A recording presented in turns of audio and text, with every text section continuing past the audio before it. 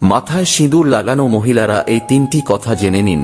কথিত আছে মেয়েরা সিঁদুর লাগালে তাদের স্বামীর আয়ু বৃদ্ধি পায় এবং সংসার সুখের হয়। তবে ভুল করেও সিঁদুর লাগানোর সময় এই তিনটি কাজ করবেন না, না হলে হিতে বিপরীত হয়ে স্বামীর প্রাণ সংকট হতে পারে।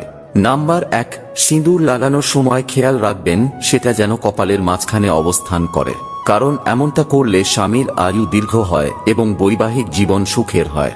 নাম্বার 2, বিবাহিত মহিলাদের এই বিষয়ে বিশেষ যত্ন নেওয়া উচিত যে সিঁদুর লাগানোর সময় কখনো দাঁড়ানো অবস্থায় এটি লাগাবেন না, বরং আরাম করে বসেই সিঁদুর লাগানো উচিত। এছাড়াও সিঁদুর লাগানোর সময় আপনাকে অবশ্যই একটি টিপ পড়তে হবে।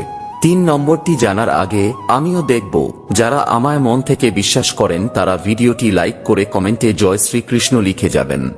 নাম্বার 3, বিবাহিত নারীদের সবসময় এটি খেয়াল রাখা উচিত যে তাদের সিঁদুরের বাক্স যেন কোনো জায়গা থেকে ভাঙা না থাকে।